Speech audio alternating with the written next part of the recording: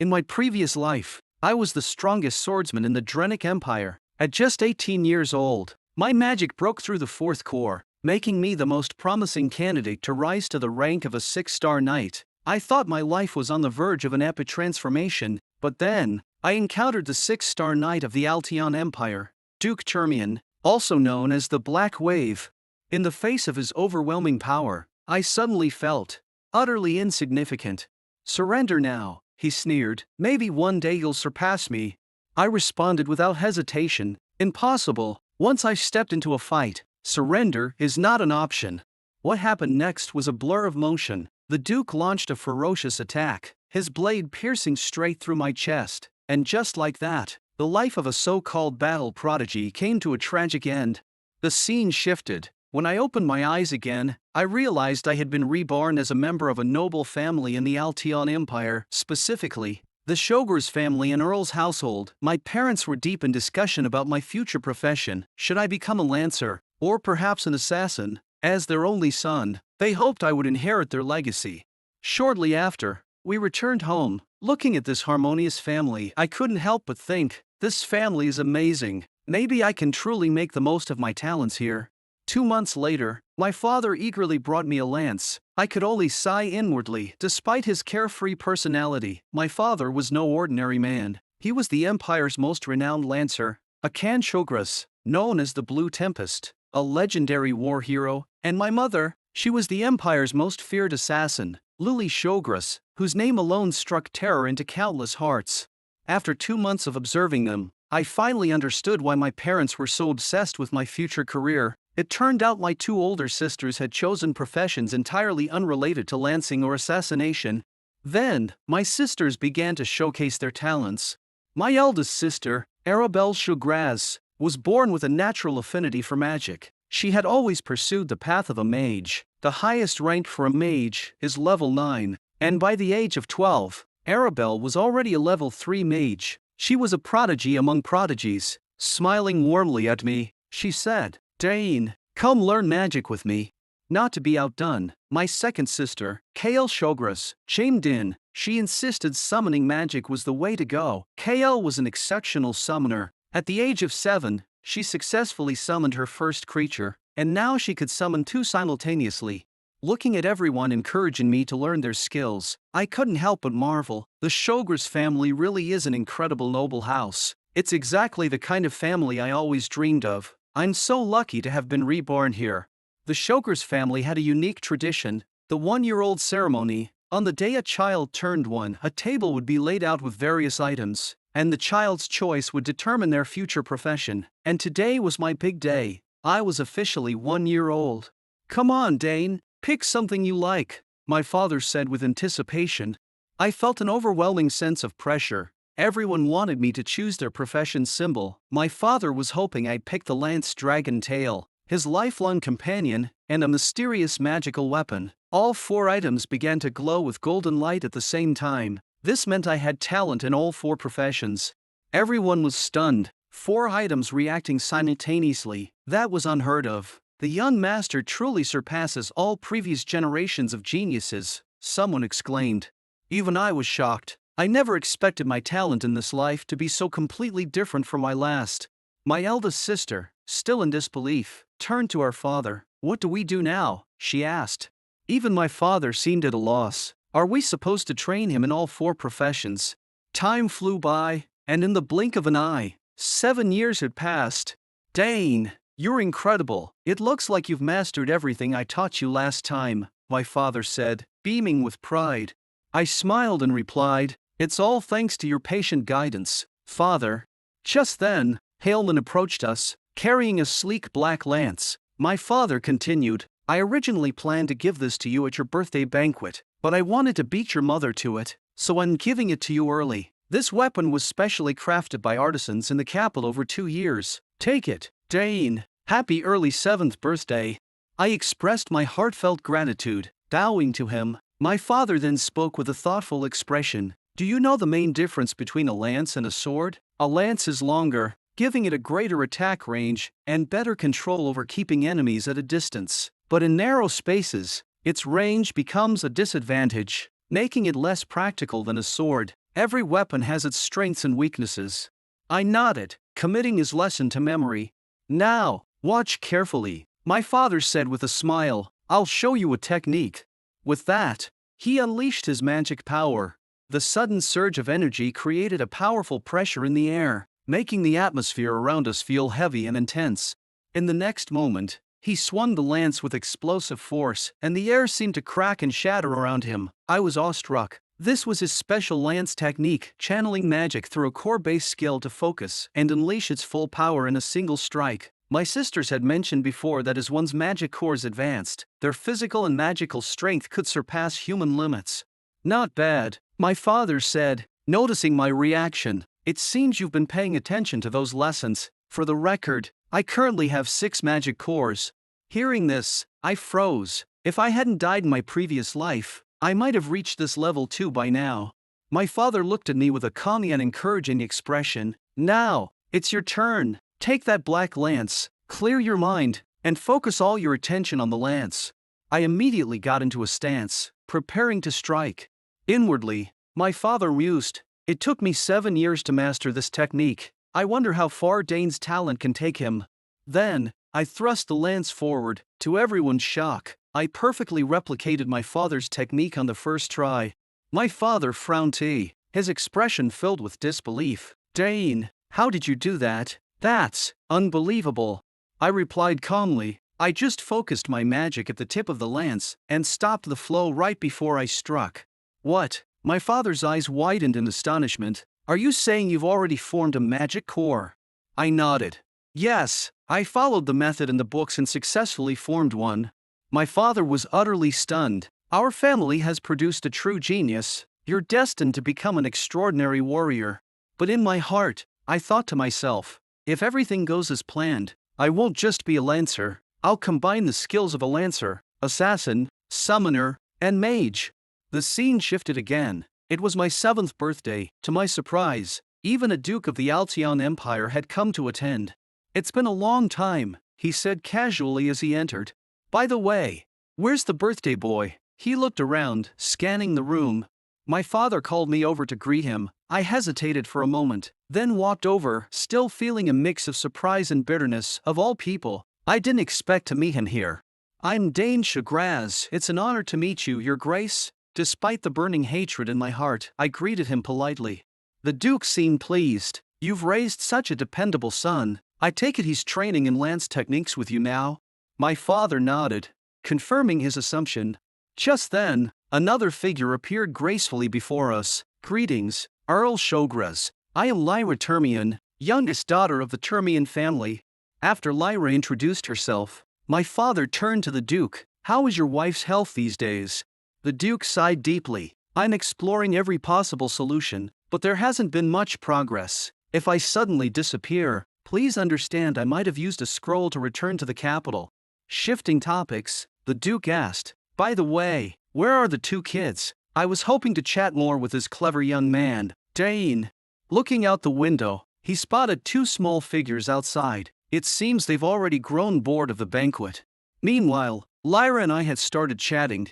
She seemed a bit discontented with her family's lifestyle, lamenting how nobles and royals constantly visited her father. Every time, she was expected to wear formal dresses and greet them properly. She admitted that she much preferred wearing plain clothes and practicing swordsmanship. What about you? She asked, her curiosity piqued. I actually like it here, I replied. It's much quieter than the capital, and I really enjoy my lance training sessions every day. Lyra tilted her head, intrigued. Are you working so hard so you can enter the academy? You know, it's not easy to get in. I nodded. Yes, I want to get into the academy to train even harder. She gave me a skeptical look. But what if you don't make it? Then I'll just try again next time, I said calmly. Lyra's expression softened, and she murmured, I envy you. In my family, there's no room for failure. After a brief silence, Lyra suddenly perked up. How about I show you my swordsmanship? You can see how good I've gotten. Seeing the earnest determination in her eyes, I agreed with a nod. The scene shifted again as I led Lyra to the training field. She began demonstrating her swordsmanship. Overall, her transitions between offense and defense were smooth, and her timing for breaking through was excellent. However, at a certain point, I noticed a subtle flaw in her movements. "How was my swordsmanship?" Lyra asked eagerly, her eyes shining with anticipation. I nodded and replied, "You're quite skilled, but starting from the third strike, your foot moves half a step forward each time. This repeated shift causes your subsequent forms to be slightly off." Lyra frowned, visibly surprised. Was it really that obvious? The next moment, she ran through her sword movements again, this time paying closer attention. She quickly realized the mistake I had pointed out. Suddenly, she threw her arms around me. "Thank you so much, Dane. You're so observant. I'll definitely remember this and work on it." A short while later, we returned to the banquet. "Congratulations on forming your magic core, Dane. Happy 7th birthday." My mother smiled warmly as she handed me a gift. When I opened it, I found a brooch bearing our family's crest.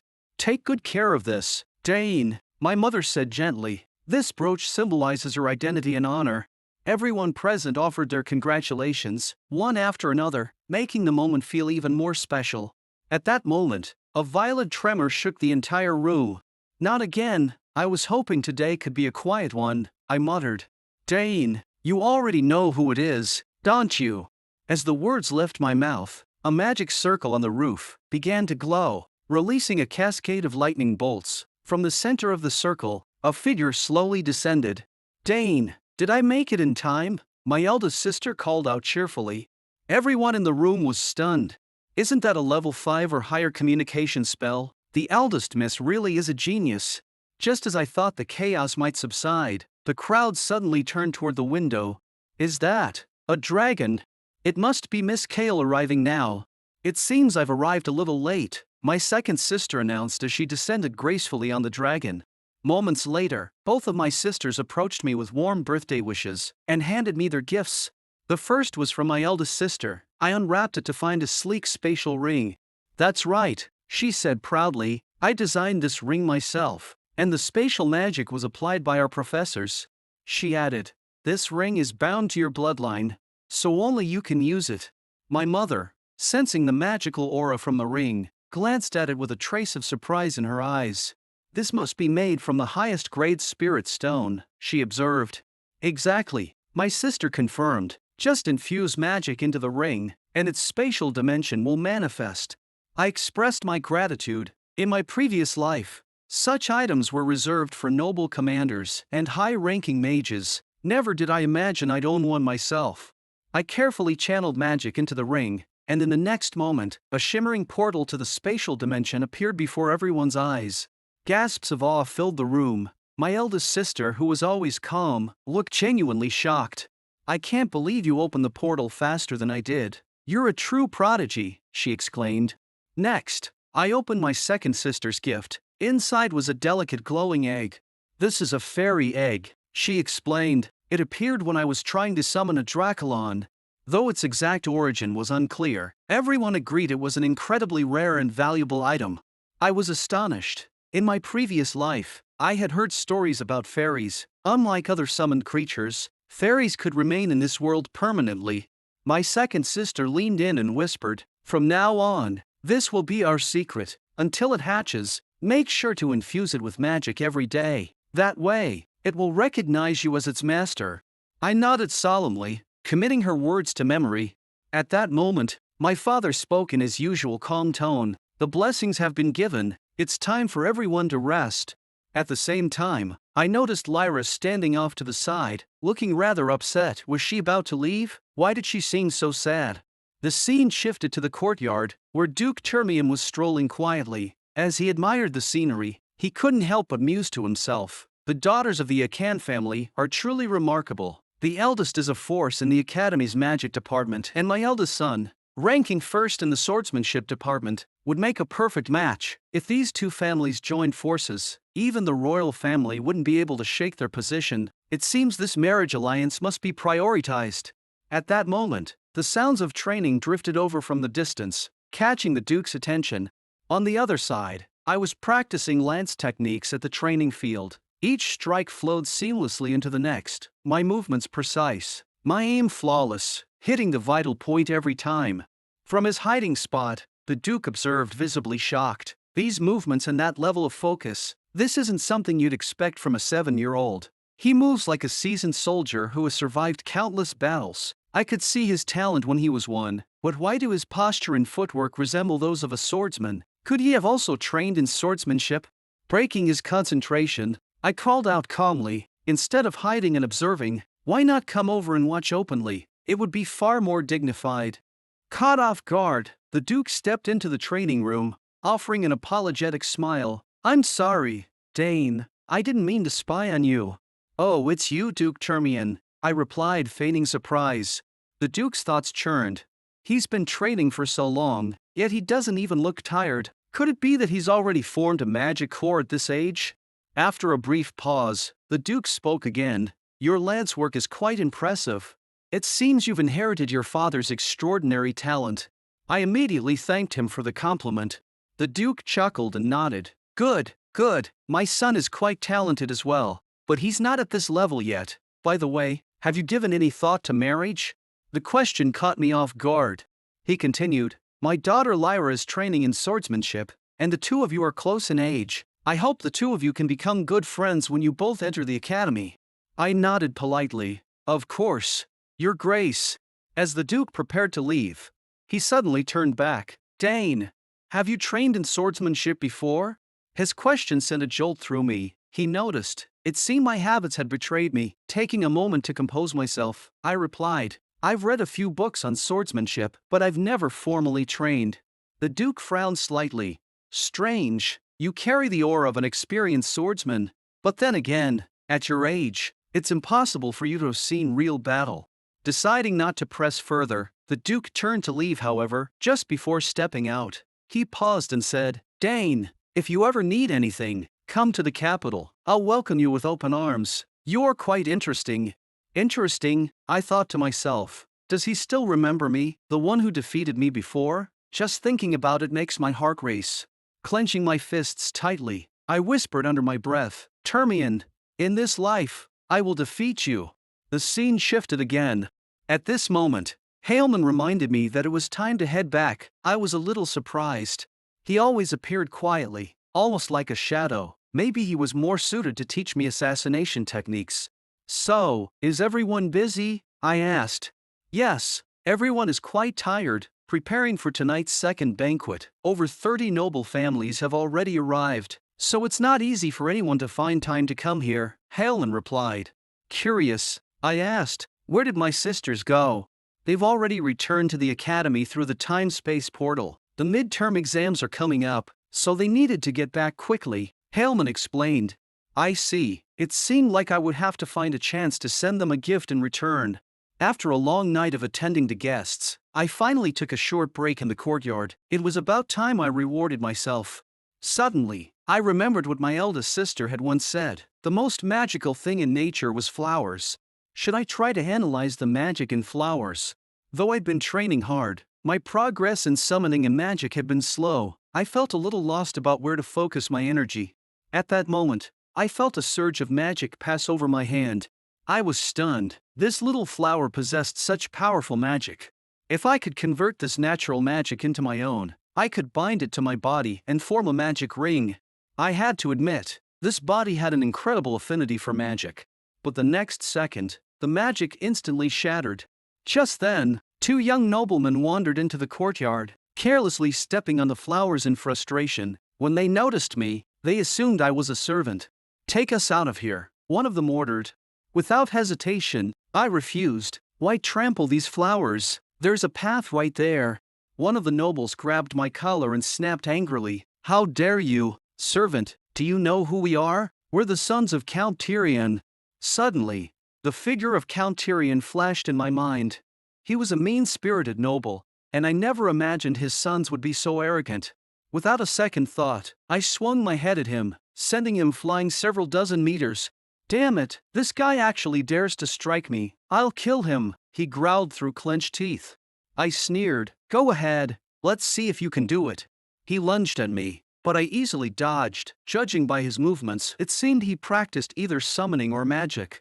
From what I'd seen of the magic flow earlier, if I could control its direction, I should be able to compress it into the shape I needed. I gathered magic in the palm of my hand and slapped the air, sending him flying again, this time even farther. He crashed to the ground, unable to move. But just as I thought it was over, he suddenly exploded with all his magical power. In the next moment, a massive gray wolf was summoned from another dimension. So, he was a summoner. Kenfo, bite his neck, he yelled angrily. The giant wolf lunged at me, but I merely stared at it. Strangely, the wolf immediately turned blue, its tail even wagging. Everyone was stunned. Why would a wolf wag its tail? Could it be that my summoning affinity was so strong? Or perhaps the bond between the summoner and the summoned beast wasn't strong enough? This is impossible. My summoning beast is betraying me. The nobleman froze in disbelief. So, what's it going to be? Do you want to continue? I asked coldly. At that moment, my younger brother quickly grabbed his brother, shouting, "Brother, let's go. We've lost." The older brother snapped out of his shock and realized his younger sibling had wet his pants from fear. "You're embarrassing," he said, his face turning red with shame. Reluctantly, he grabbed his brother and fled. But just before leaving, he spat out a final threat. "You wait, I'll be back soon." I smiled faintly. "When you leave, don't forget to take your summoning beast with you." A moment later, I followed the method my sister had taught me and successfully bound Kenfo as my summoned beast. Perhaps due to my strong affinity, the summoning contract worked flawlessly. Just then, a voice rang out beside me. "Is this the one who bullied you?" I looked up to see the nobleman I'd just fought, now accompanied by his father, walking toward me. "He didn't just bully me and my brother, he also severed my connection with my summoned beast," the nobleman whined. Count Tyrion spoke slowly, his tone cold. "So, you're the one who hurt my sons and stole his summoned beast?" Without hesitation, I nodded and replied, "Yes, that's correct." Wow, I thought to myself, he's even fatter than before, life must have been treating him well. Tyrion pointed a stubby finger at me and demanded loudly, "Why are you here alone? Who exactly are you?" With a sigh, I answered calmly, "I am the host of this banquet, the youngest son of Earl Shogras, Dane Shogras."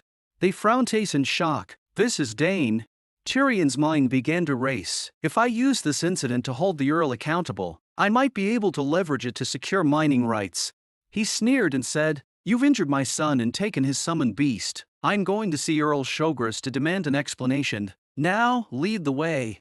I responded indifferently, "Of course, but before that, you and your sons owe me an apology. While it's true I made your son bleed a little, it was purely self-defense. Besides, his summoned beast followed me willingly." Hearing this, the older brother exploded with rage. "That's a lie. Kenfo would never betray me." However, Tyrion believed it was my second sister who had severed the connection with the summoned beast. After all, he had heard rumors that the second daughter of Earl Shogras was a genius summoner. "Enough explanations," Tyrion said coldly. "Take me to see Earl Shogras." At that moment, two figures suddenly appeared. It was Earl Shogras and Duke Termian.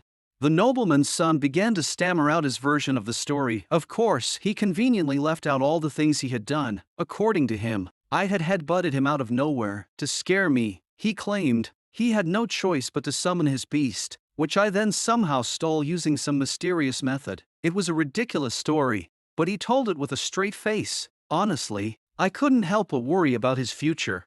Tyrion spoke slowly, his voice heavy with mock concern. "My son only wanted to frighten him a little, but this boy went too far by taking his summoned beast. Don't you think that's excessive?" My father responded firmly, "I can't base my judgment on one side of the story. I'll decide after hearing Dane's account, and if you doubt my fairness, we can let Duke Termian arbitrate." Damn it. Even Termian wants to get involved. This is getting more complicated, Tyrion thought bitterly. "Dane, explain what happened," my father said. I replied calmly, "While parts of his story are true, some details are missing. He trampled the flowers in the garden when I told him to leave. He grabbed my collar and lost his temper. I also heard him order Kenfo to bite me. As for the summoned beast, I didn't steal it. It willingly chose to follow me." Tyrion immediately scoffed. "You're not even a summoner. How could a summoned beast submit to you?" I explained calmly, "That's because the bond between the summoned beast and its master was too weak. Kenfo chose me because I have a naturally high affinity." At this point, Duke Termian spoke up. Since both sides insist their version is true, the best solution is to use summoning to prove it. However, when Degran tried to summon Kenfo, nothing happened. Naturally, it was impossible for him to succeed. I had already severed their connection. Then it was my turn. However, I would need the summoner's insignia from that guy. Degran looked exasperated. How can anyone else use a summoner's insignia? Even if you let him borrow it, he won't be able to summon Kenfo, right? That would only work in your favor, my father said coolly. Reluctantly, Degran handed over his insignia. Normally, a summoner's insignia is useless to others, but because Kenfo was already infused with my magic, and the insignia was just a conduit, it would respond to my call. In the next moment, Kenfo appeared at my side. Everyone frowned, stunned into silence. Even Duke Termian looked incredulous. Isn't he supposed to be training in lance techniques? And now, my father said coldly, do you have anything else to say? Tyrion, clearly grasping for excuses, replied, even if the issue with the summoned beast is true, my son was only trying to scare him. He wasn't really going to attack. At that moment, a voice drew everyone's attention. Hes lying. It was Lyra. I happened to overhear their conversation while I was out for a walk, she said, stepping forward. Lyra then recounted the entire truth to everyone present. Moments later, Degran reluctantly apologized to me without hesitation. I accepted his apology. After all, showing magnanimity worked more in my favor. Since Dane has accepted your apology, this matter is now settled. However, given that you attempted to use a summoned beast to harm my son, I must ask you to leave my territory immediately. If not, I'll have my soldiers escort you out, my father declared. With that, my father turned and walked away with me in tow, while Duke Termian left with Lyra. It seemed like a decent resolution. In the end, they reaped what they sowed. The scene shifted. Duke Termian, walking beside me, asked curiously, can you really use magic bullets? Of course, I replied confidently. Lance techniques, summoning, and now magic. Who else could possess such extraordinary talent? At this rate, you won't have to worry about your son's future, will you? He said, addressing my father.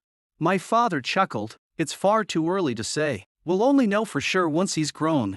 Turning to Lyra, he added, thank you for helping resolve this matter so smoothly. Since both fathers seemed to hold their children in high regard, Duke Termian suddenly suggested, why not take this opportunity to discuss their marriage? Upon hearing this, my father quickly made an excuse and slipped away. Duke Termian, after reminding Lyra and me to take our time walking back, chased after him. As Lyra and I walked back toward the banquet, she asked curiously, why did the summoned beast betray its master and choose you instead? I wasn't sure how to explain it myself. Don't want to tell me, Lyra assumed, her expression slightly disappointed. I smiled. I'm not hiding anything. Don't forget who helped you with your swordsmanship last time. Oh, right, that did happen, she said, nodding in agreement. Thinking about how Lyra had helped me this time, I decided to return the favor. How about I teach you how to use magic bullets? I offered. She looked at me, intrigued. Why do you want to teach me that? Because I want to repay you. Besides, why do you want to learn it? I asked back. I want to grow stronger as quickly as possible, she said. I need to form 2 magic cores before entering the academy. That would make my mother very happy. Her words made me realize something. Termian's wife had always been bedridden. All right, I said. That's a pretty convincing reason. Let's start tomorrow night. Sure, we'll do it your way. Once you can sense magic waves, creating a magic bullet won't be too difficult. But after I teach you, you'll have to promise me one thing. Lyra's face lit up with excitement. Dane, what kind of favor would you ask of me? Moments later, I returned to the banquet hall. The room buzzed with whispers. News had spread that Count Tyrion and his family had been kicked out, and I, Dane, was now being hailed as an extraordinary summoner. Just then, Baron Ulfid approached me and greeted me warmly. Have you heard of Ulfid Ridge in the east? Of course, I replied. I've heard it's famous for its trout and sapphires. Exactly. Our local specialties are the finest on the continent. You're quite knowledgeable, he said with a laugh. He then introduced his daughter. It's a pleasure to meet you. I'm Sophia Ulfid, she said with a polite bow. Lowering her voice, Sophia asked me, you'll inherit the Shogras family someday, right? I've heard you have so many talents. Maybe we'll be family one day. I'll be counting on you. Before I could respond, Lyra suddenly appeared beside us. I barely had time to explain before Sophia hastily introduced herself. I'm Sophia Ofit, the eldest daughter of Baron Ofit. Oh, really? It's nice to meet you, Lyra said with a calm smile. At that moment, I felt a familiar tension in the air, a subtle but unmistakable hostility. It was the kind of cold edge that only arises when rivals meet face to face. Without waiting for more awkward exchanges, Lyra quickly found an excuse to whisk me away. The scene shifted. I brought Lyra to a secret spot known only to me. No one will disturb us here, I said confidently. This is a great place. Are you sure no one knows about it? She asked.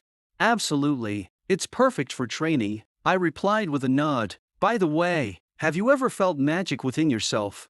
I felt it before, but I'm not at the stage where I can form a magic core yet, Lyra admitted.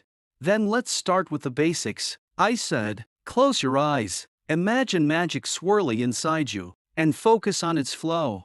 Lyra followed my instructions, but the results weren't promising. I encouraged her to concentrate harder and try again. Meanwhile, my father was secretly observing us from a distance. I can't believe it, my son is teaching others already, he murmured to himself. Suddenly, Duke Termian appeared behind him, startling him so much he broke into a cold sweat. Haha, why are you so jumpy? Termian laughed. Your wife is one of the Empire's top assassins, haven't you learned a thing or two from her? And now, as lord of this land, you're sneaking around to spy on them. My father offered no defense, knowing full well that Termian was here for the same reason he was. The two of them quietly found a better hiding spot to continue watching. Back in the secret space, I opened the spatial pouch my eldest sister had gifted me. This is a present from my big sister, I explained as I pulled a mirror from it.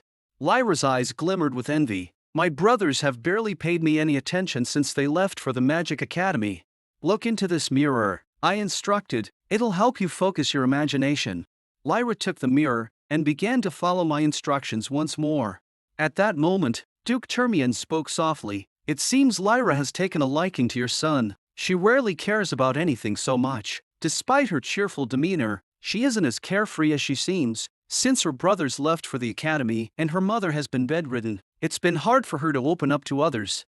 My father remained silent for a moment before responding. If that's the case, why are you still so distant with her? The Duke chuckled. I'm doing it on purpose. I was too indulgent with my sons, and they ended up spoiled. I don't want my daughter to turn out the same way. Are you planning to send your son to the capital? Duke Termian asked, changing the subject. Just then, Lyra successfully gained control over her magic. My father replied, if Dane wants to go, I'll respect his decision. Meanwhile, my mother stood nearby, quietly observing us. No wonder I couldn't find them. They're here. Still, the kids seem to be getting along. I'll just pretend I didn't see anything. After Lyra mastered her magic, we began walking back toward the banquet. She asked thoughtfully, Dane, you'll go to the Imperial Academy someday, won't you? It's where all the geniuses gather. I shook my head. I'm not planning to go for now. I can become stronger through my own training. Lyra seemed displeased and retorted, learning isn't everything. The Imperial Academy is the best place to build your personal influence. I smiled and replied, I understand, but there are more important things for me to focus on right now. There are still books in the library I haven't finished, and I have so much to learn from my parents. If I do decide to attend the academy, I'll let you know. A flicker of curiosity crossed Lyra's eyes. Then when will you tell me your request? I grinned. I'll tell you when I go to the capital. The scene shifted. Duke Termian and Lyra boarded a carriage bound for the capital. I gazed at the emblem in my hand, lost in thought.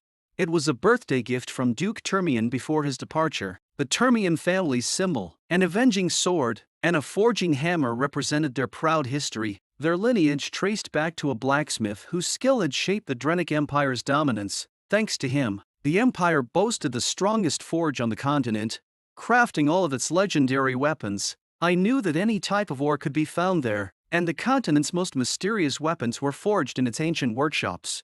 Duke Termian's voice echoed in my mind. If you take this emblem to the forge, they'll craft a weapon for you.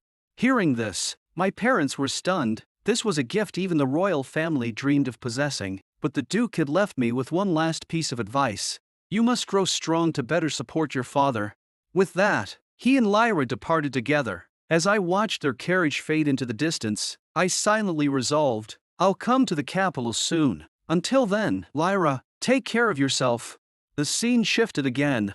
Duke Termian sat quietly in the carriage, lost in thought. Whenever I see Dane, I'm reminded of Agric, the genius who surpassed a level 3 warrior. If Agric were still alive, perhaps he would have become one of the 6 knights of the Drenic Empire. The Duke sighed inwardly. I hope I live to see Dane reach his full potential. Meanwhile, I stared at the fairy egg, deep in contemplation. Despite infusing it with magic every day, there seemed to be no changes. Could it be that I haven't met the conditions for it to hatch?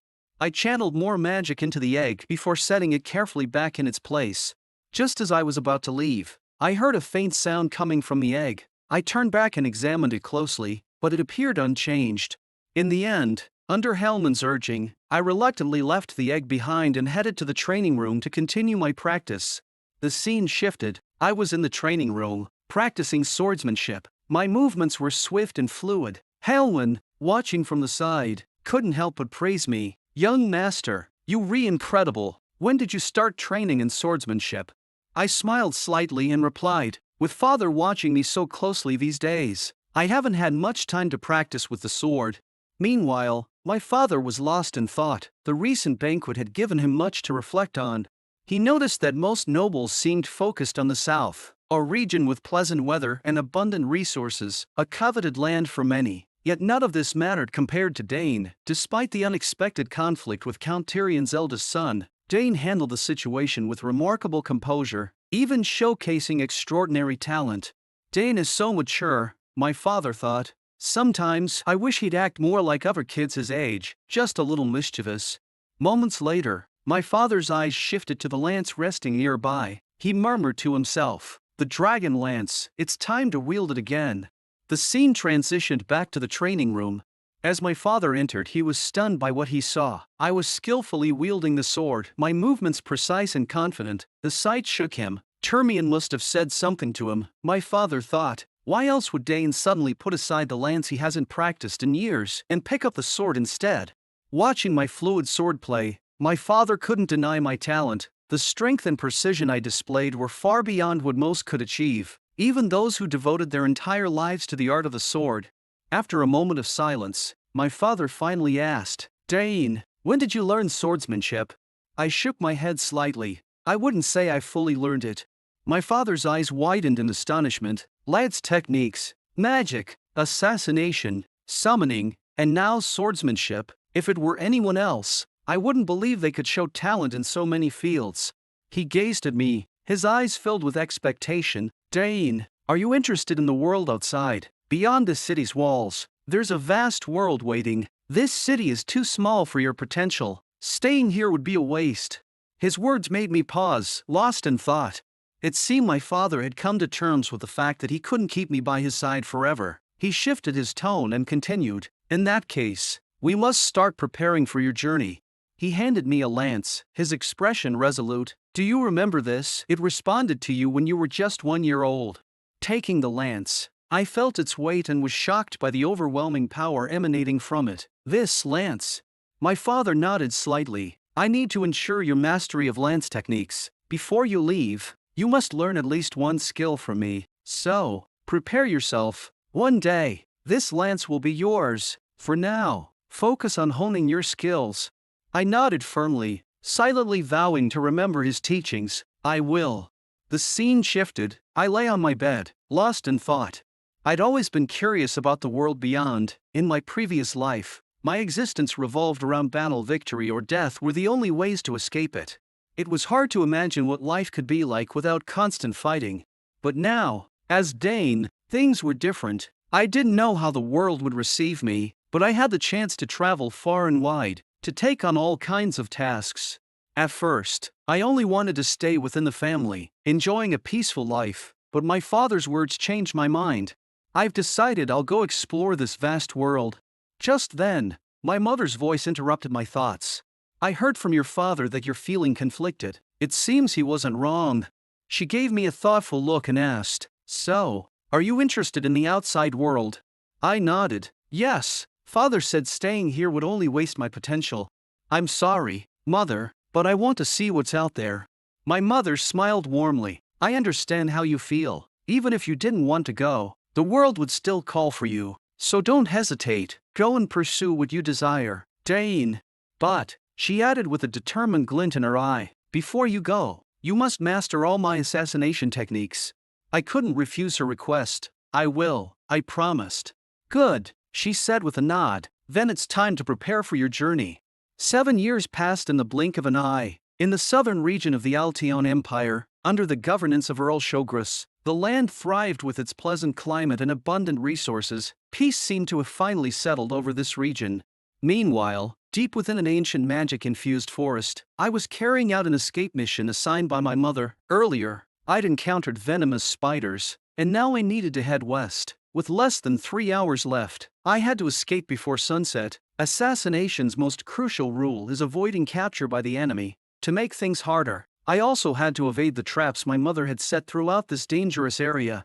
Taking a deep breath, I focused my mind, blending myself into the environment. In an instant, the traps my mother had laid became visible. Nearly invisible threads crisscrossed the area, forming an intricate web. One wrong move and they would trigger a deadly reaction. For me, this was just another obstacle to overcome. As I prepared to disable the traps, a pack of rustled suddenly appeared. Great, just what I needed. These creatures were troublesome. I wanted to deal with them quickly, but triggering the traps would only complicate things further. Deciding to retreat temporarily, I watched as the rustleds charged straight into the traps. Spikes erupted from the ground, impaling them instantly. Seeing this, I couldn't help but feel a little proud of myself. But before I could relax, one rustle lunged directly at me, its gaping maw ready to bite. I sidestepped, narrowly avoiding it, but then it spat a stream of red liquid at me. I quickly spun my lance to block it. Damn it, I can't afford to waste more time here. Summoning all my magic, I unleashed a powerful thrust, piercing through the rustled and killing it instantly. A few moments later, I finally emerged from the forest. Just as I was about to catch my breath, my mother appeared. Dane, you incredible. You completed the mission in just 3 hours and 30 minutes. Far better than I did at your age. You did everything perfectly. If you keep this up, you'll become the greatest assassin on the continent. She handed me a short sword. Now, this nocturne suits you better. I stared at her, surprised. I can really have this?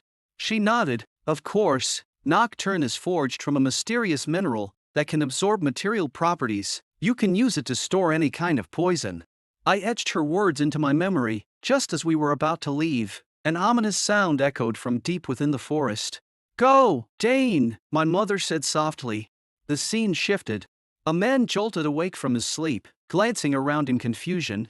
What's going on? Wasn't I eating mushrooms in the forest?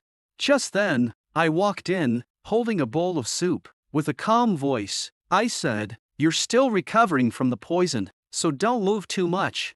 You ate a toxic mushroom called Red Nose. If we hadn't found you in time, you'd be dead by now. I noticed the emblem of the Nixon magic tower on his belt. Clearly, he wasn't an ordinary person. Good thing I had nocturned, I thought. Otherwise, I wouldn't have been able to save him. I told him, this is the Shogras Earl's territory. I'm Dane, the Earl's youngest son. His eyes widened in shock. What? You Arabol's younger brother, the genius every magic tower is watching. But how did you even find me? I nodded. Yes, that's me. In fact, my mother and I were training in the forest. His surprise deepened. That forest, even I, an 8th level grand mage, can barely cast spells in there. Did you make the antidote yourself? He asked. Of course, I replied. He seemed amazed. I can't believe someone so young has such extensive knowledge and experience. Does a family like this really exist, to produce 3 geniuses who surpass all before them? If war ever breaks out, the Shogras family would undoubtedly become the most powerful noble house in the Alteon Empire. He introduced himself slowly. I am C. Drangos, the former master of the Nixon Magic Tower. Since you've saved me, if you ever need anything, just ask. I didn't react much, merely reminding him to be cautious before turning to leave. Watching me go, he shook his head with a wry smile. This is the first time I've met someone like him. Looks like I'll have to stay here for a few more days to observe this fascinating young man. The scene shifted again. Haleman looked astonished. An 8th level grand mage? That's practically a living legend owing you a favor. Magic towers are practically their own independent nations. Curious, he added, but why would a former tower master wander into the forest? That's no ordinary forest, it's the forest of doom. I replied nonchalantly, Halwyn, prepare me a new long sword. These ones are too short and too light. I'll have a new one ready for you by tomorrow. He promised. Suddenly, I remembered the emblem Duke Termian had given me before he left. 7 years had passed since then. If I go to the capital, I'll have to find an opportunity to visit him, I thought. The scene shifted. I had just finished my training when I ran into my father. He said, things are progressing faster than I expected. I hurried back because of the magic tower master. I think he might be able to help Arable. I couldn't help but feel a bit conflicted after all. My eldest sister's fiery temper might make things difficult. A short while later, my father and I returned home. He told me that Arable was currently choosing which magic tower to join for the next semester, while my second sister had been promoted to a professor's assistant. It seemed everyone was working hard in their own way. My father spoke slowly. I have the highest expectations for you, Dane. With so many talents, how will the world ultimately receive you? Just thinking about Duke Termian's reaction makes me laugh. Duke Termian, huh? One day, I'll have another match with him. I wonder how Lyra has been doing lately. Perhaps I'll only find out when I get to the capital. The scene shifted. Sidrangos was still recovering, with traces of poison lingering in his system. He needed to stay a few more days and refrain from using magic. Later, I saw him sitting alone in the garden, seemingly resting. Who would have thought these flowers held such powerful magic? He murmured to himself. I approached him from behind and said calmly, this is a great place to rest. No wonder the nobles want to visit here. Unfortunately, I'll be leaving soon. He looked at me curiously and asked, where are you headed? I'm going to the capital for school. Both of my sisters are studying there, I replied. At that moment, Sidrangos used his magic insight to observe me. In the next second, his expression turned utterly shocked. The density of this magic, it's unbelievable. If the geniuses among his peers are like small streams, he's a roaring river, he thought, stunned. And it's so stable. With this much magic, it should have formed a magic ring by now. His mind raced with questions. I broke the silence. Evaluating someone's magic without permission? That's not very polite. Sidrangos quickly apologized, though he was still reeling. How can a child possess this level of magic? I frowned slightly. What did he see to make him so astonished? Suddenly, his eyes widened further. Impossible. He has 2 magic cores? You're so gifted in magic. Are you really just planning to study lance techniques? He asked, his tone filled with disbelief. Why can't I study both? I countered. Sidrangos shook his head. Do you know why magic swordsmen often have short lifespans? It's because they possess both a magic core and a magic ring, and the two conflict with each other. When that conflict occurs, they die instantly. I nodded thoughtfully. I see, but isn't there a way to resolve this? He sighed deeply. You're wasting an incredible gift. Without a magic ring, can I still use magic? I asked curiously. It's not impossible, he admitted, but you won't be able to use high-purity magic. Many have tried to overcome this limitation, but they all failed. Then I'll be the one to succeed, I said decisively. I began recalibrating my magical patterns. In the next moment, a ball of fire erupted from my hand. Though it was only a level 1 spell, Sidrangos was completely floored. How is this possible? Using magic without a magic ring? Could he be the legendary genius? He muttered to himself. Feeling smug, I said, looks like I can use magic even without a magic ring. Suddenly, Sidrangos dropped to his knees before me, his voice trembling with excitement. Innate magic affinity, combined with such high-density magic, you're a true prodigy. Please, become my apprentice. I firmly refused Sidrangos' request. Have you already learned 2nd-level magic? He asked. No, I don't even know the encoding for 2nd-level spells. Perfect, if you become my apprentice, I'll teach you immediately, he offered eagerly. But I still refused him without hesitation. Just then, my father approached us, walking slowly. I didn't expect the two of you to be so close already. What were you discussing? This guy keeps asking me to be his apprentice. I was just about to turn him down, I replied casually. Oh, you rejected him? My father asked, raising an eyebrow. Sidrangos quickly chimed in. Earl Shogras, your son has the potential to become a great mage. Even without a magic ring, he can already cast first-level spells. My father turned to me, astonished. Is that true, Dane? Of course, I confirmed with a nod. Drangos continued, it's not just talent. Your son's abilities are rare enough to make him a formidable magic swordsman. My father's expression stiffened. Damn it, he shouldn't have mentioned swords in front of Dane.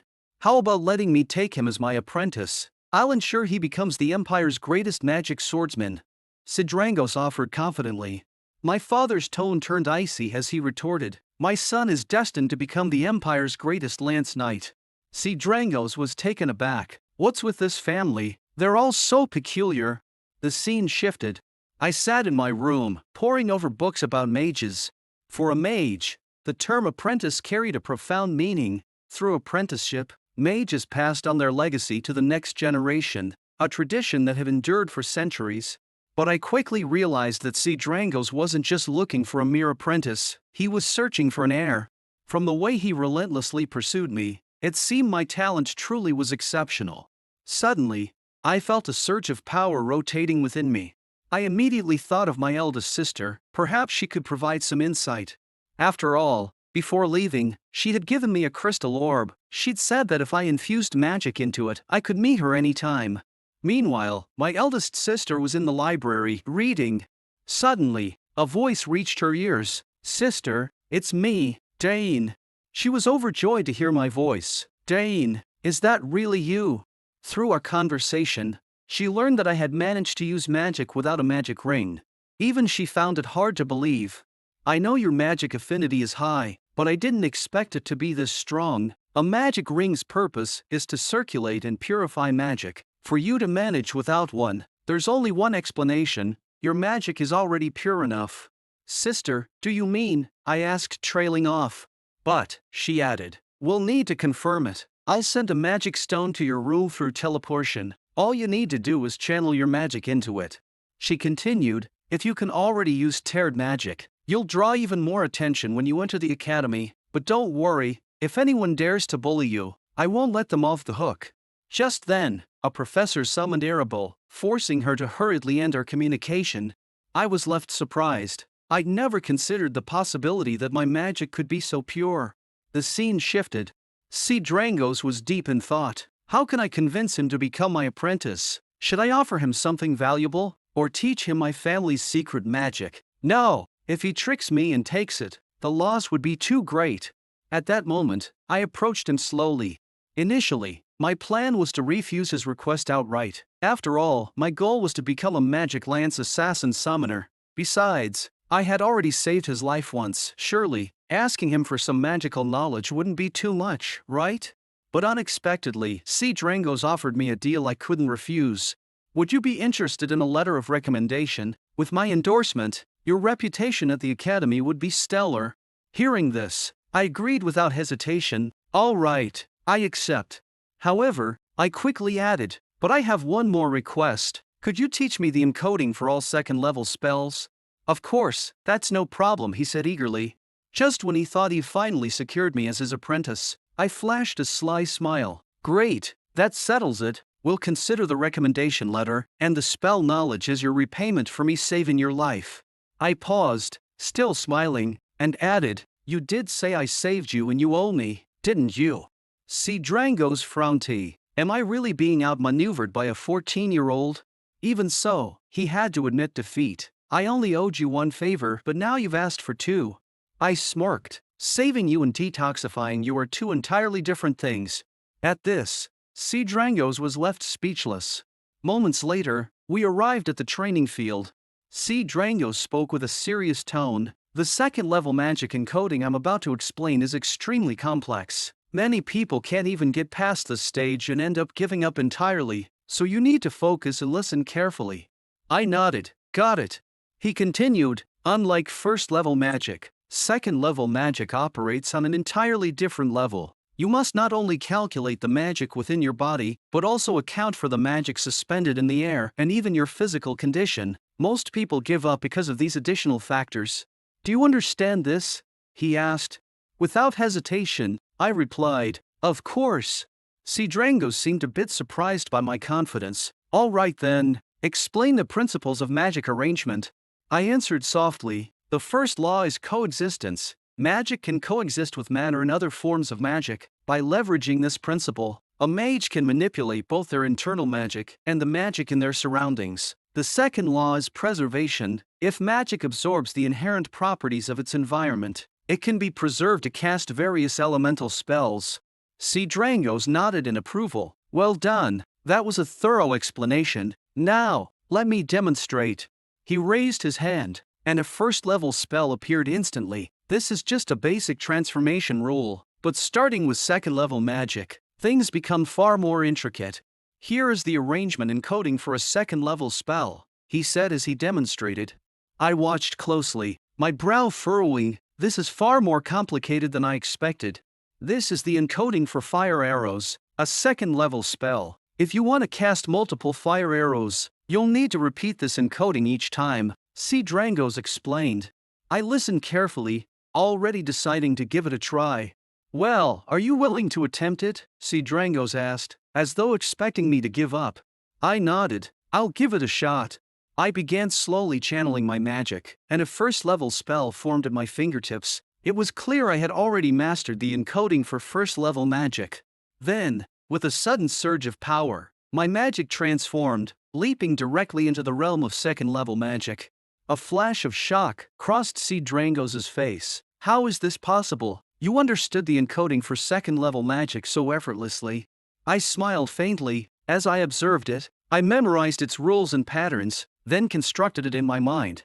You're already stronger than I was at your age, Drangos muttered to himself. Without waiting for him to finish, I said, next, I'll try fire arrows.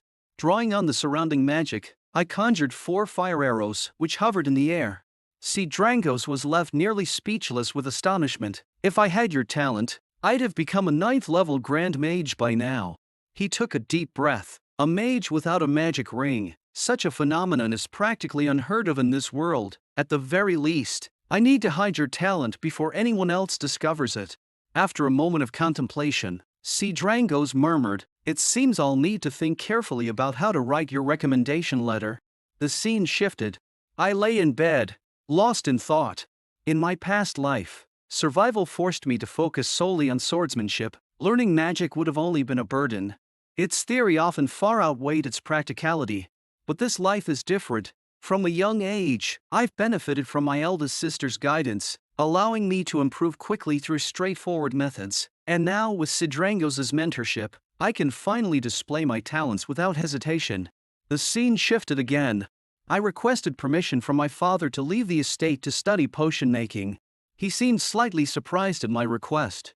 No need to worry, he's already mastered 4 types of rearrangement and coding. Drangos chimed in. Father's eyes widened. 4 encodings? Isn't it normal for most people to learn just 1 per month? And information on magical potions isn't easy to come by. Drangos shrugged. I didn't expect him to be interested in potions either. Most people think they're boring, but with Dane, I'm sure he'll pick out some interesting materials. After a moment of contemplation, my father said, very well, go ahead. Exploring the world will be a valuable experience for you. I nodded respectfully. I'll remember your teachings, father. Once my father approved, Drangos and I headed into town. Judging by the respect in the eyes of the townsfolk, it was clear that Earl Shogras was a well-regarded lord. Is the magic materials shop far from here? I asked. Since I'd never been there myself, I wasn't familiar with the route. I signaled for Heilman to lead the way. Moments later, we arrived at the shop. To my surprise, the shopkeeper recognized both me and Drangos immediately. I suppose that's to be expected, I thought after all. Drangos was one of the most renowned figures in the Empire. As we browsed the store, which was filled with an array of peculiar items, I couldn't shake a strange sense of familiarity. Even more bizarrely, whenever I touched the materials, they seemed to react to my magic. Could this be due to my high magic affinity? Just then, I noticed some commotion nearby. The shopkeeper explained, that area is for decorative items. If you're looking for magical potions, please come this way. All the potions here are crafted by me, and their quality is top-notch. At that moment, I spotted a stone emitting faint magical waves. Yes, This feeling, it's exactly that. I thought, startled. The stone was reacting only to me. I tried channeling magic into it, and the reaction intensified. Curious, I asked the shopkeeper about the stone's origin. It's just an ordinary rock, he replied. A few years ago, a peddler gave me a bundle as payment, and this stone was inside. I had it appraised by a mage, but the results confirmed it was just a regular stone. That's impossible, I thought. This is clearly no ordinary rock. The shopkeeper then introduced another item, a name card scroll. He explained, just place a name card inside the scroll, and it will automatically read and store the information. Sell me both the name card scroll and the stone, I said without hesitation. The shopkeeper looked puzzled, but it's just a useless rock. Drangos seemed equally skeptical, even suspicious, but I offered no further explanation. On the way back, I explained to Drangos, this stone is definitely unusual. It clearly reacts to my magic. As for its true function, I'll need to analyze it further back at the castle. Drangos remained silent for a while, but it seemed he too had begun to sense the stone's unique nature. The scene shifted. Although I asked the mages to analyze the stone, they found nothing unusual about it.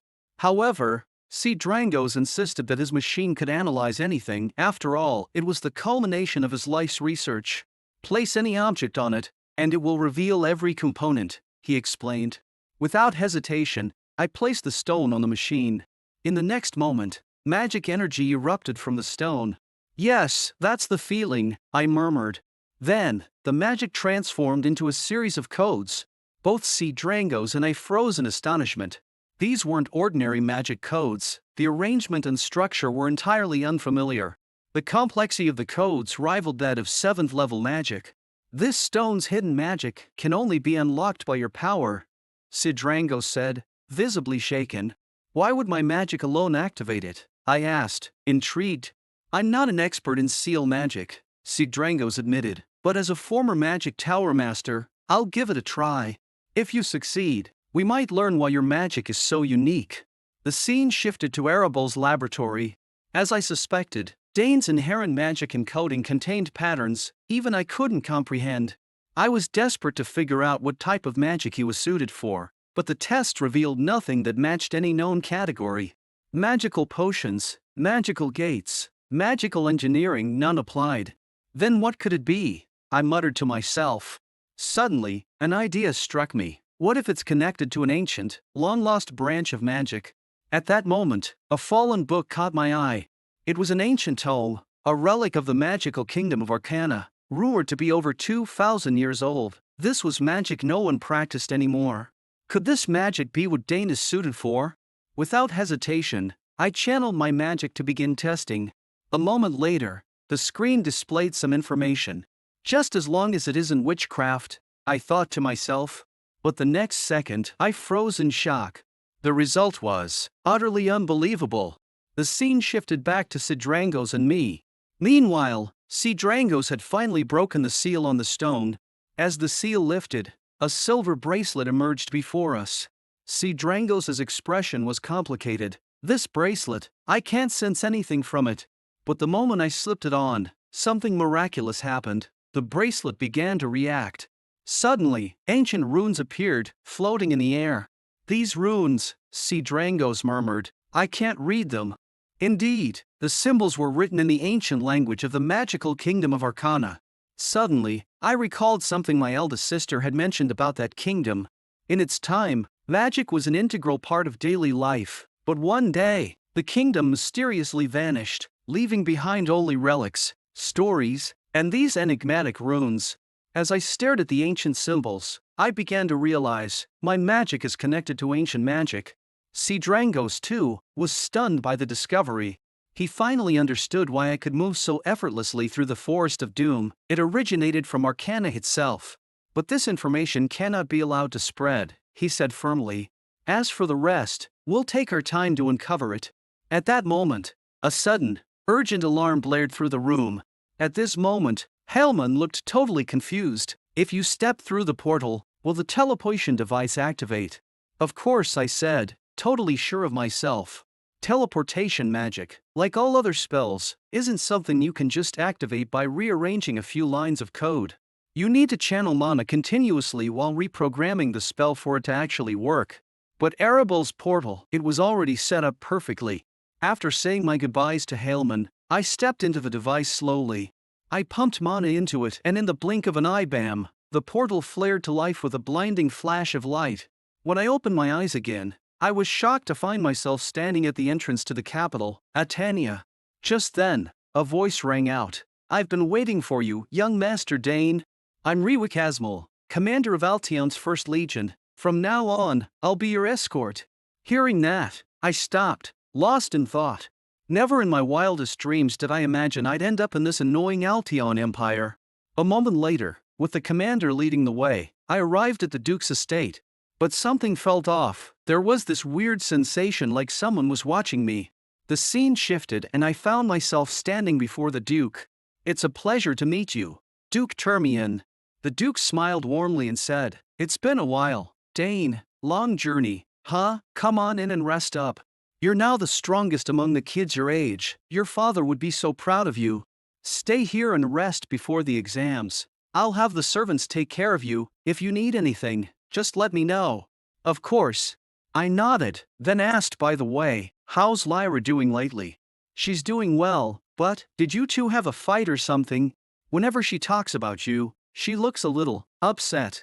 Maybe the pressure from the entrance exam is getting to her." "Don't worry, I'll talk to her next time I see her." Then, with a servant guiding me, I was led back to my room. Looks like I'll be staying here until the entrance exam is over. Just as I was about to drop my luggage and head to the training grounds, I suddenly heard a voice behind me. "I'll take you to the training grounds."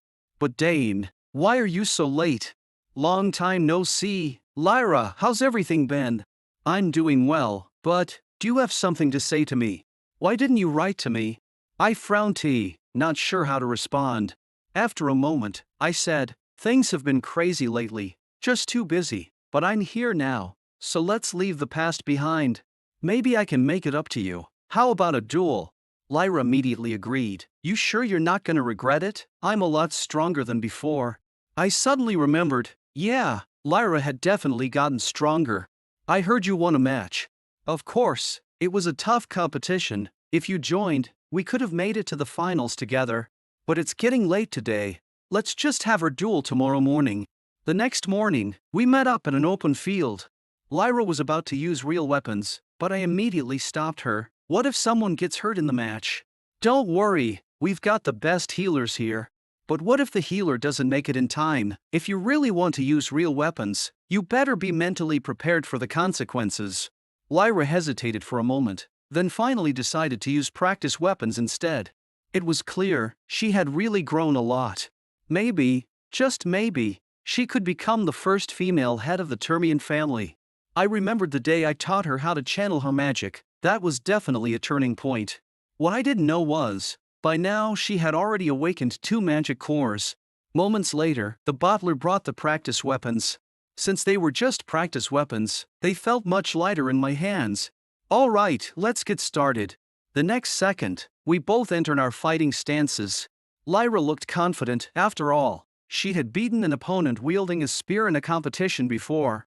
She knew that if she closed the distance, the spear's threat would be reduced significantly. Suddenly, Lyra lunged forward with a sharp thrust. But in the next instant, her face went from confident to shocked. Because I had already disappeared from her sight. And just like that, I reappeared right beside her. "You lose, Lyra." "Good thing we're using practice weapons. If these were real weapons, that could have been a serious problem." Lyra was completely stunned. My sword had clearly hit him, so why was the result like this? "All right, round 2. You should know, using the same move over and over won't get you anywhere. So be careful." Just then, Lyra noticed the Duke watching us from upstairs. I guessed he wanted to see it for himself, maybe worried that Lyra might get too cocky after winning. "Today, I'll help you put those worries to rest," Lyra said slowly. "From now on, I'll give it everything I've got." And with that, both of us launched into even fiercer attacks. Despite Lyra's relentless assault, I kept easily blocking her strikes. "So, how's it going, Dane? Pretty impressive, huh?" "Not even close. You haven't gone all out yet, have you?" The Duke, watching from above, fell into deep thought. So far, it seemed like a deadlock. Both of us were evenly matched. But he was curious, who would come out on top? However, one thing puzzled him. Since the beginning of the fight, Dane's smile had completely disappeared. Now, he looked more like a seasoned veteran than a young fighter. The battle raged on, with Lyra relentlessly launching attacks at me. Suddenly, she found an opening and lunged in with a fierce thrust. But I sidestepped just in time, dodging her strike. In the next instant, I knocked her to the ground with my spear. Looks like I won this round, again.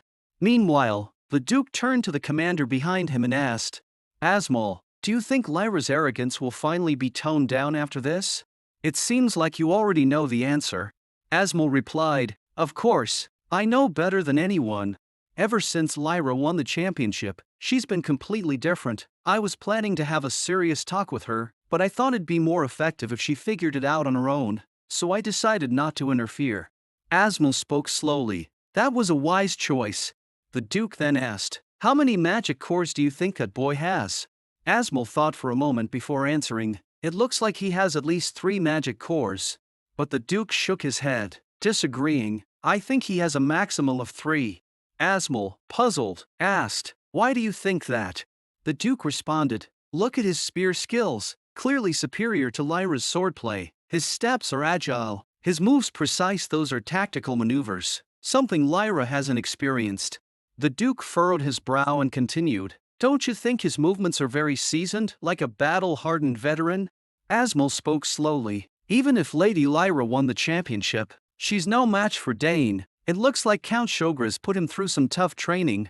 But the Duke shook his head. Although he's strict, he's never been excessively harsh in his training, and Dane doesn't even need that. He's a natural talent, a genius. He probably didn't participate in the competition because he's simply not interested in it. Asmal was shocked. That competition is a dream for countless young people. He's not interested? The Duke continued, Among his peers, no one can even come close to him. Meanwhile, Lyra collapsed to her knees, gasping for breath. Lyra, I hope this sparring match helps you realize your weaknesses. If you can shed your arrogance and master your swordsmanship, I believe you'll surpass your brother one day.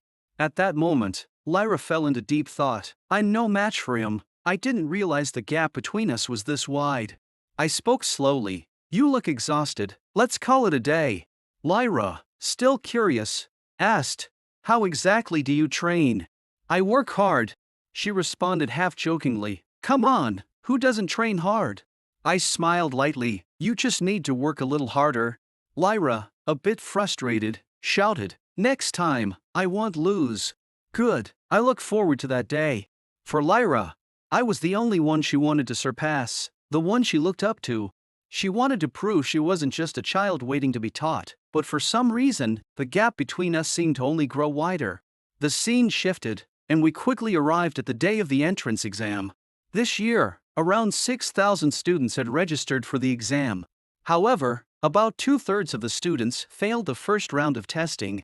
After the first round of eliminations, only 2,000 applicants remained eligible for the second test.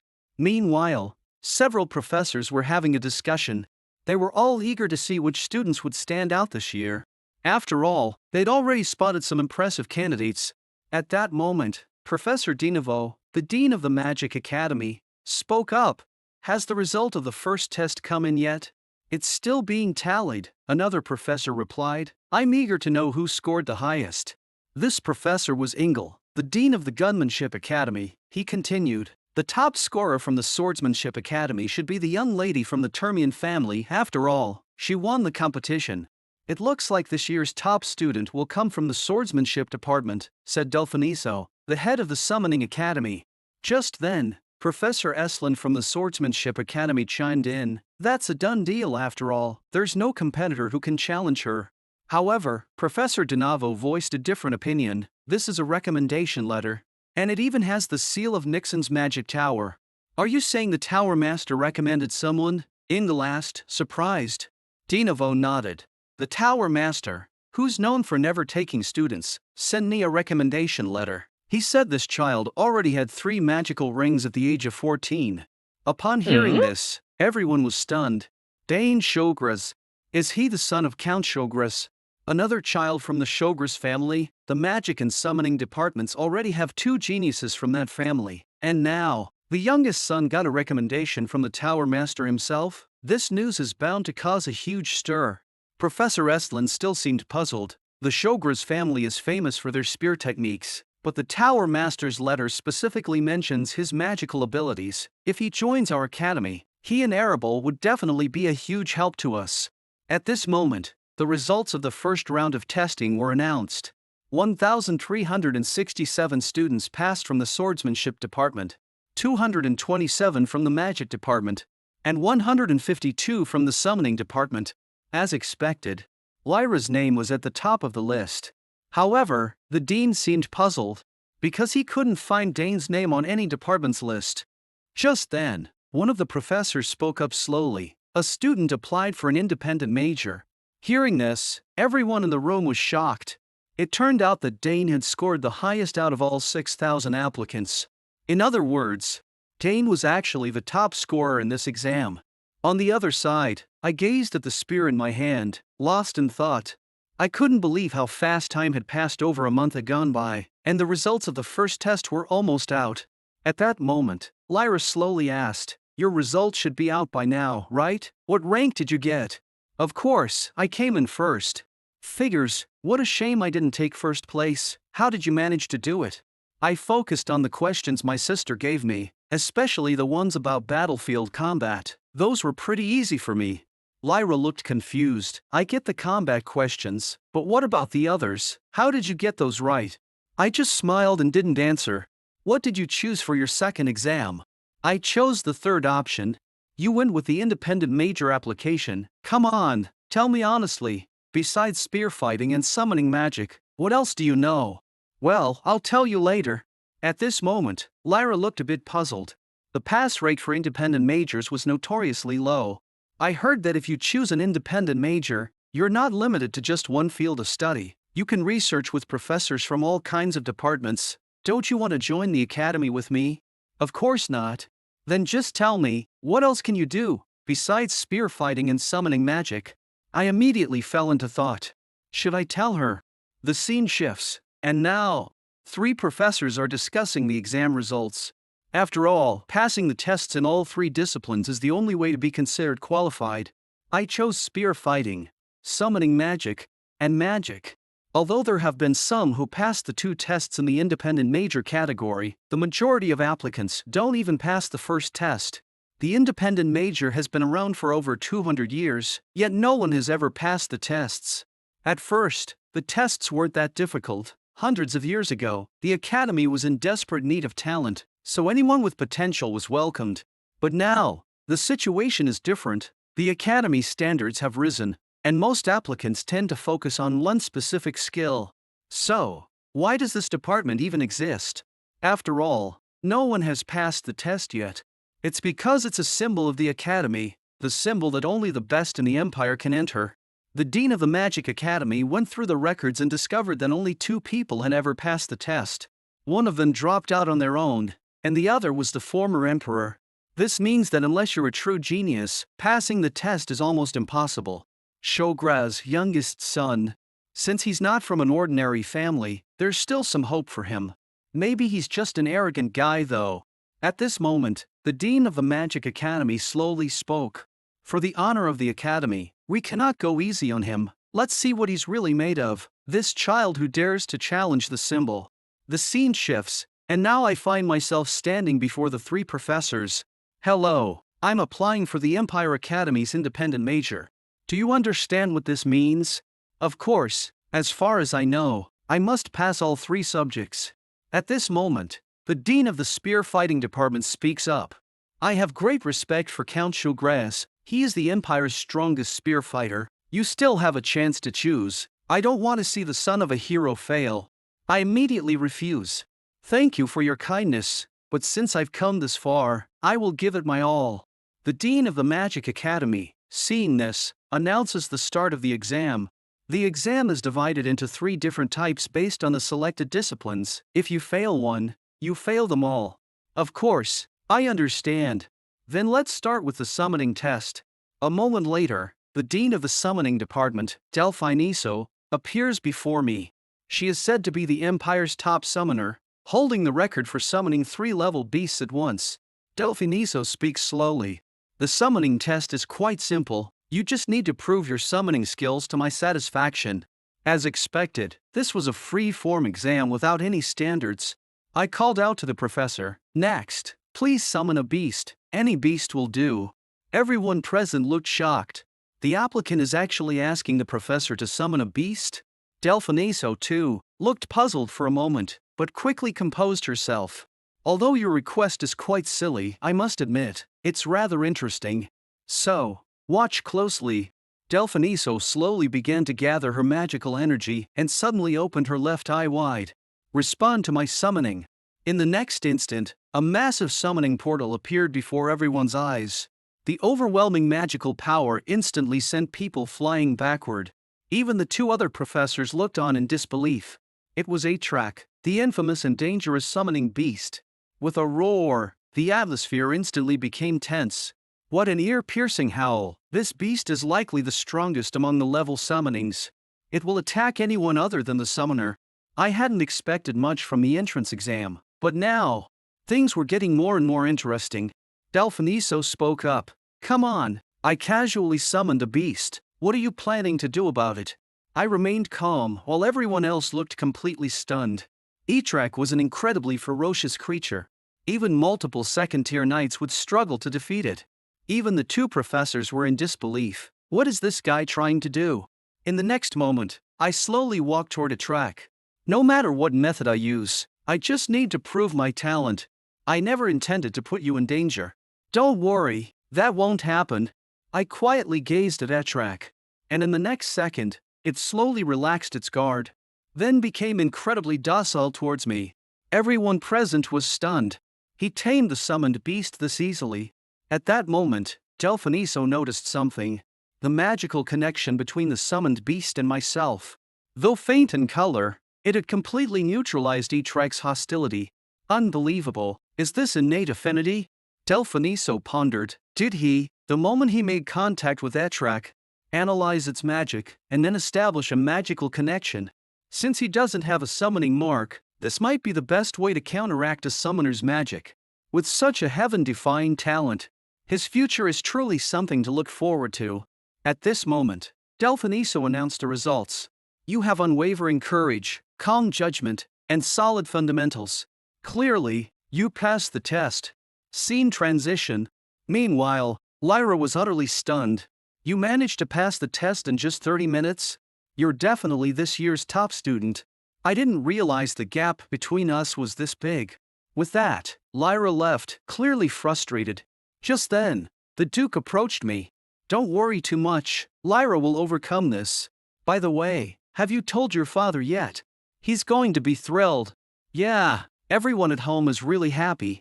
Now that the exams are over, you can relax a bit and prepare for school. Of course, thank you for your concern. Then, suddenly, the Duke asked, have you decided what you want to commission from the blacksmith? Probably a sword, but I haven't fully decided yet. Why not? Because my body is still growing, and I'm not sure exactly what kind of sword I want yet. So I want to take some time to think about it. That's actually a very good idea. At this moment, the butler spoke up. Lord Duke, you should go check on the Duchess. I understand, I'll go right away. I, however, fell into deep thought. It seemed the Duchess hadn't improved, quite unfortunate. Looks like I'll need to comfort Lyra at the right time. Scene change. The next thing I knew, it was the day of the entrance ceremony. The principal stood on stage, giving a speech. Everyone here is destined to become the Empire's elite, especially this year's new students, who include many talented individuals. In fact, one of them has achieved something no one has in over a century. They passed the independent major exam. This student scored passing marks in the subjects of longsword, summoning, and magic. At this point, the crowd erupted in shock. Someone actually passed that exam. What kind of talent must they have? Then, the principal's voice rang out again. New student representative, Dane Shogras, please step forward. In an instant, the whole room went into an uproar. Wait, he's the one who passed the independent major application? On the other side, the Duke was exchanging pleasantries with my father. You really raised an excellent son. My two sons are utterly useless. Their younger sister is about to enroll, but they don't even bother to visit. On the other hand, you have two considerate daughters. Don't you also have Lyra? At those words, the Duke fell into deep thought. If only the Duchess could come as well. Meanwhile, Delphiniso learned from my second sister that I had shown strong affinity for magic from a young age. He's really a genius. Even without the summoner's mark, he's still so outstanding. My second sister curiously asked. With Dane's affinity, do you think he could summon monsters from beyond the horizon? Beyond the horizon? That's a summoning world that disappeared over 100 years ago. Delphiniso replied. That's actually possible. After all, the summoned beasts from that world can choose their own summoner. At that moment, the principal slowly spoke to me. Dane, I hope you can fully utilize your talents at the academy. Of course, I'll keep that in mind.